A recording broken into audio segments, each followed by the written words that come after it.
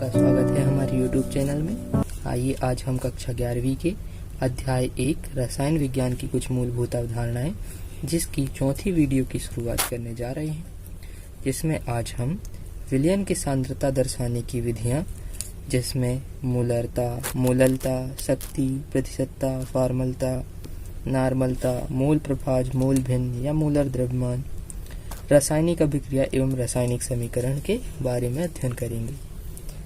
इससे पहले विलेय, विलायक एवं विलयन क्या होता है इसके बारे में संक्षिप्त जान लेते हैं।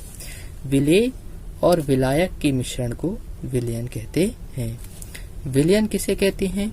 जब विलायक में विलेय को घोला जाता है तब प्राप्त मिश्रण विलयन कहलाता है।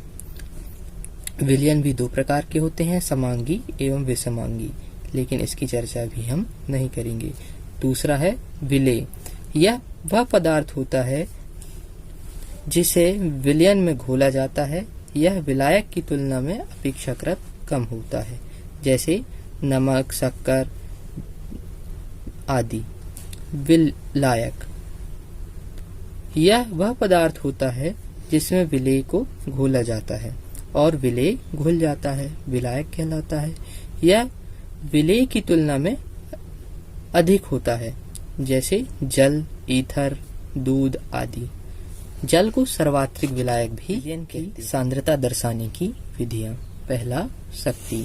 किसी विलयन के 1 लीटर में उपस्थित विलेय की ग्राम में मात्रा को उस विलयन की शक्ति कहते हैं। इसकी इकाई ग्राम प्रति लीटर होती है। शक्ति बराबर विलेय की ग्राम में मात्रा बटे विलयन का लीटर में आयतन। उदाहरण, यदि 1 लीटर विलयन में 10 ग्राम NaCl अर्थात नमक घुला है तो विलयन की शक्ति 10 ग्राम प्रति लीटर होगी।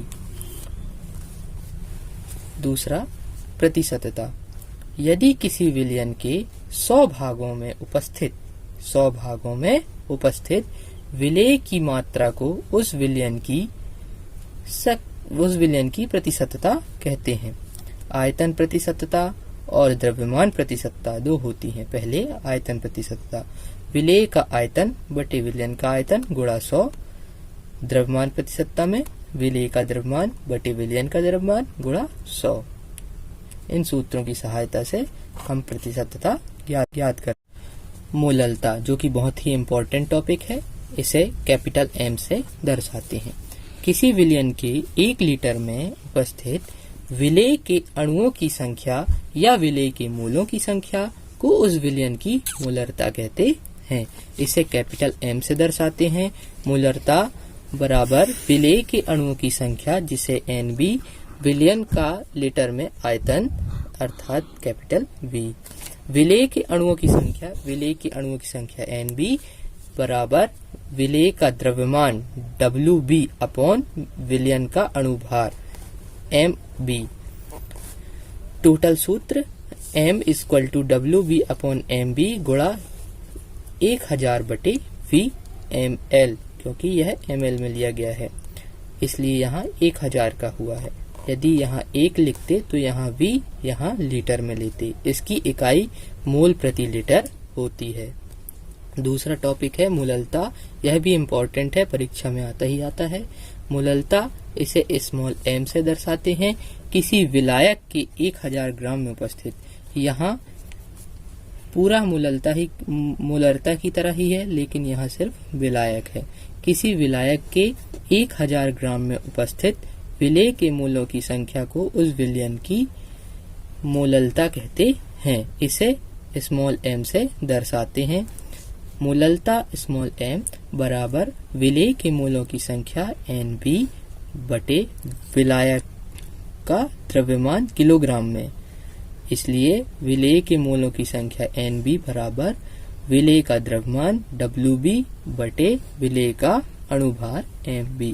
टोटल सूत्र m बराबर WB बटे MB गुणा 1000 बटे V1 ग्राम में। यदि यहाँ किलोग्राम होता तो यहाँ 1 होता। इसकी इकाई मोल प्रति किलोग्राम होती है।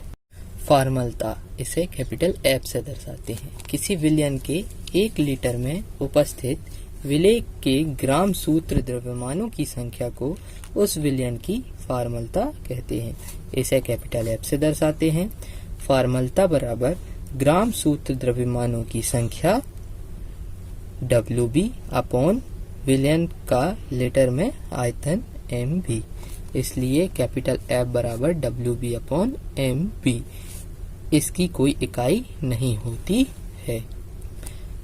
छठवा नॉर्मलता, यह भी इम्पोर्टेंट है।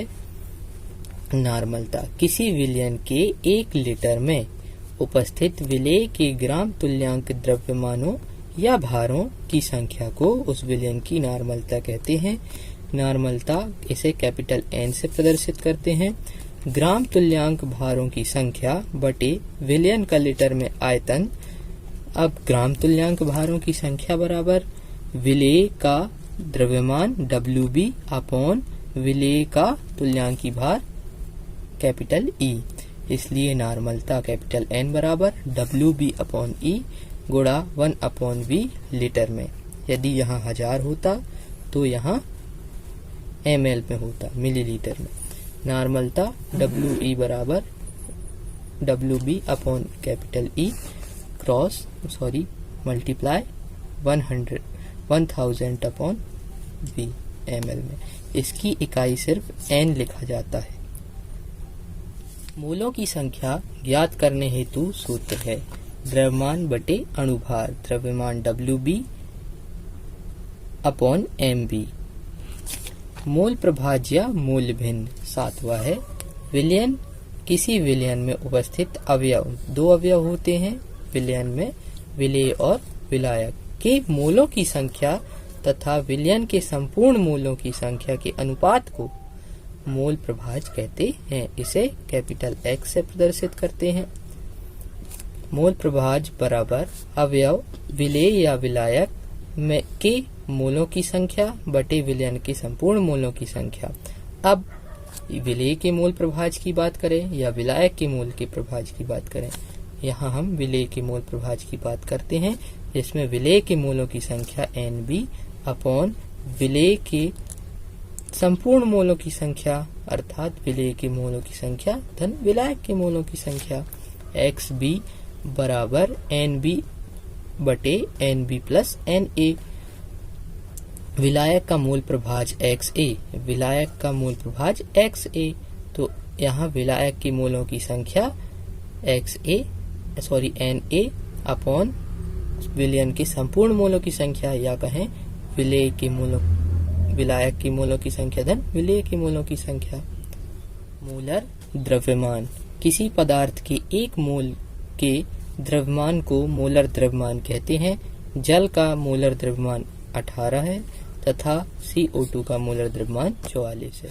रासायनिक अभिक्रिया। जब तत्व या यौगिक किसी अन्य तत्व या यौगिक के साथ क्रिया कर नए पदार्थ का निर्माण करते हैं तब इसे रासायनिक अभिक्रिया कहते हैं। जैसे उदाहरण के लिए जिंक सॉलिड में H2SO4 लिक्विड में दोनों क्रिया करते हैं तो जिंक सल्फेट और हाइड्रोजन गैस मुक्त करते हैं। अब रासायनिक समीकरण की बात करते हैं। जब किसी रासायनिक अभिक्रिया को संकेतों या सूत्रों द्वारा प्रदर्शित किया जाता है तब उसे रासायनिक समीकरण कहते हैं।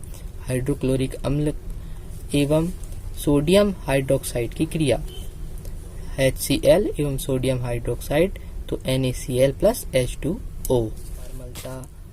मोलरता, मूललता, इन जिनके सूत्रों की सहायता से आप इनके ज्ञात कर सकते हैं और आपकी बुक्स में इनके क्वेश्चन दिए गए हैं जो आप इनको सॉल्व कर सकते हैं। ये पेपर में आते ही आते हैं।